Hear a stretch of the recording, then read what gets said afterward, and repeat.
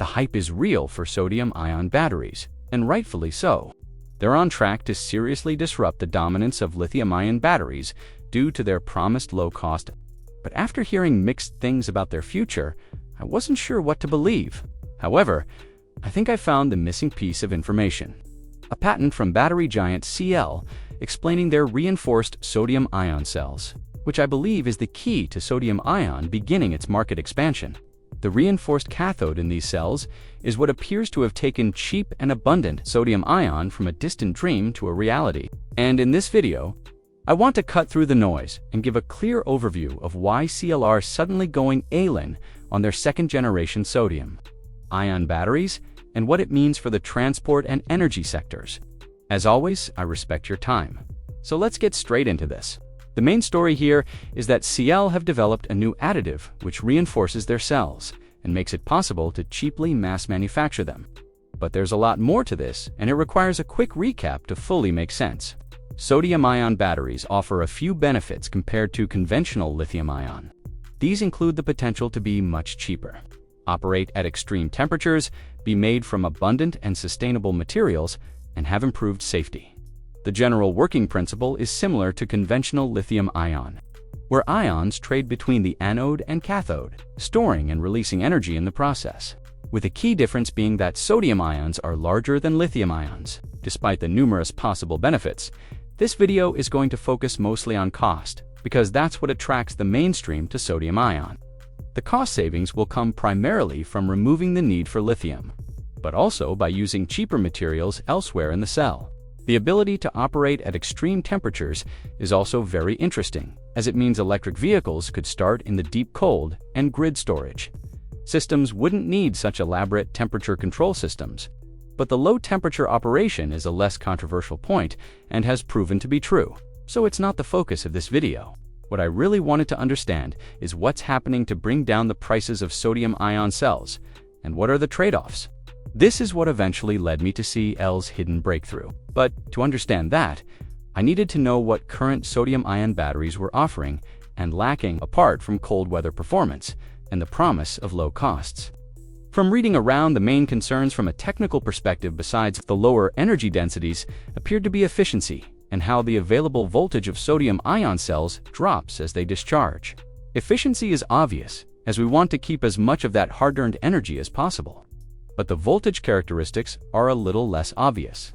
If we look at a graph showing the voltage of a lithium-ion phosphate battery cell, which is the current budget chemistry, you can see that as it discharges from 100% state of charge to 0, the voltage of the cell stays pretty stable.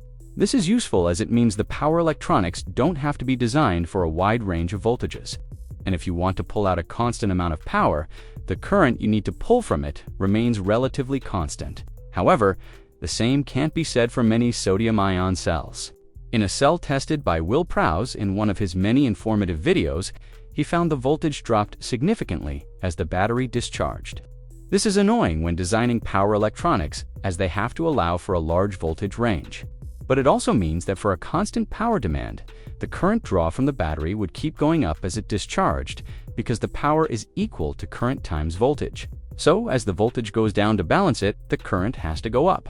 High currents are unwanted as they lead to lower efficiencies, more heat being generated, and require more expensive power electronics to manage the system. This is all on top of the fact that sodium-ion cells are generally less efficient anyway, because sodium ions are larger and therefore have more internal resistance as they move through the cell. So, to recap, sodium-ion cells are less energy dense, have voltages that are harder to manage, are less efficient, and on top of that, with current manufacturing, they aren't even any cheaper. In fact, they usually cost more than the cost-effective lithium-ion phosphate cells available today. So, you can see why some people might be a bit skeptical. But what this doesn't fully account for is CATL's new patented reinforced sodium-ion cathode. As cost is the biggest factor here, I dug into the figures a little further and found a recent study from Stanford, which it turns out Jordan Gizegi from the Limiting Factor YouTube CHANNEL had already found for a fantastic analysis on his channel. The study showed that despite having cheaper raw materials, the final cell cost for sodium-ion is still considerably higher on average than lithium-ion. and it predicts that this might not change for some time yet. But I think some of these timelines could be accelerated thanks to CATL's new reinforced sodium-ion cathode. This breakthrough is important because the cathode affects everything, including the cell voltage, efficiency, density, and the manufacturing cost. It's worth noting that current sodium-ion cells already have different voltage characteristics.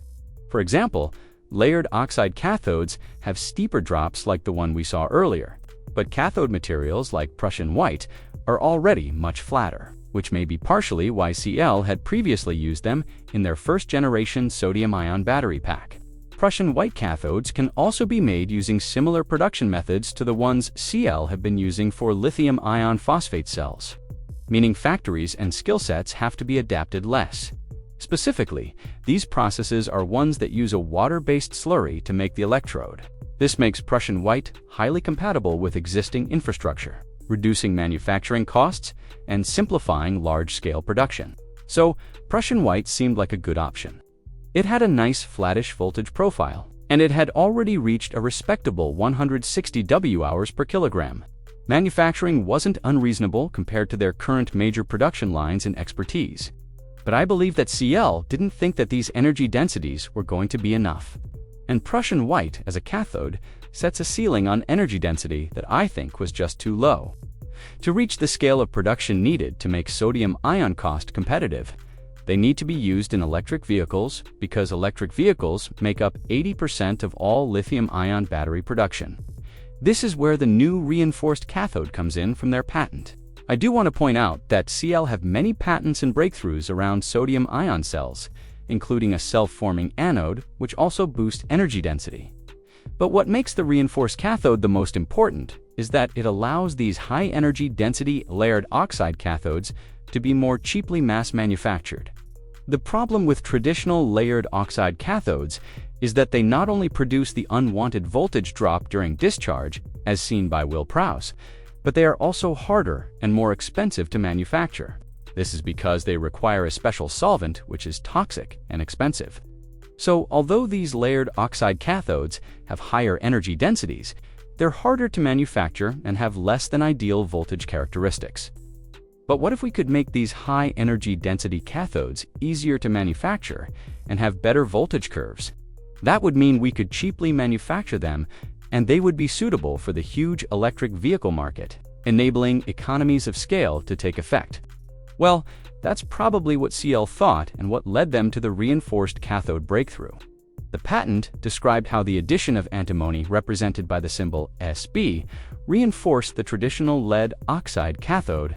This is a gamicker that I believe led CATL to push forward with sodium-ion in a serious way. For example, their new sodium-ion batteries designed to start truck engines or powerful EV. Specifically, the added antimony means the layered oxide cathodes are water-resistant, so they don't get destroyed during low-cost water-based manufacturing processes. This means they can be made using the same processes as lithium-ion phosphate cells, reducing costs further. In the patent, you can see results from an X-ray diffraction analysis where the sample is tested before and after being immersed in water.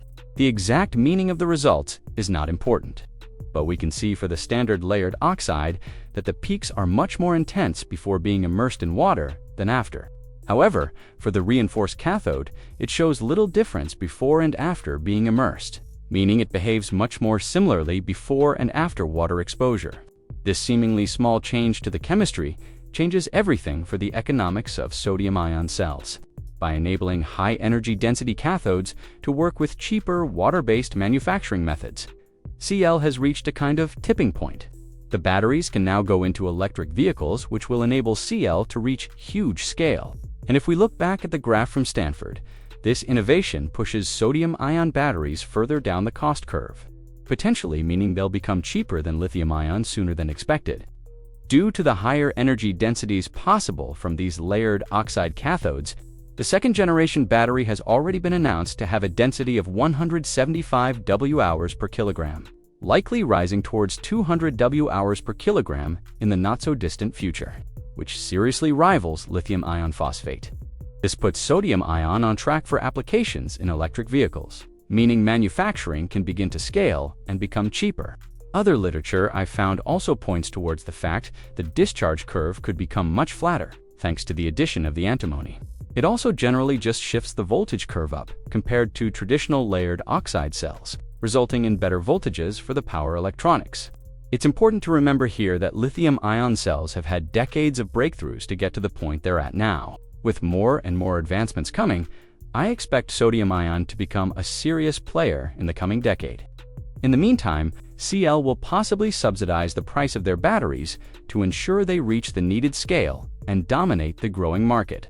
This is great news for both the energy and transport sectors, who will both benefit from cheap and more sustainable and safer sodium-ion batteries. I expect it will be a decade or more until we see a noticeable market share forming for sodium-ion as the price gets reliably below lithium, but I think we've crossed a tipping point which will be very exciting to see unfold. Many things will start to become possible as the price of batteries heads below $25 per kilowatt hour, as predicted by the Stanford study. I'm excited to see what happens now, thanks to this high-density, low-cost sodium-ion cathode coming to market. If you've enjoyed this video, please consider subscribing. It's free and helps the channel a lot. You might also like some of my other videos, like this one, on a new dual-rotor electric motor. Thank you so much for watching all the way to the end. If you enjoyed this deep dive, please smash that like button, share your thoughts in the comments below. And don't forget to subscribe and turn on notifications so you'll never miss a future update. We've got a lot more exciting tech stories coming your way. Until next time, stay curious, stay inspired, and we'll see you in the next video. Goodbye.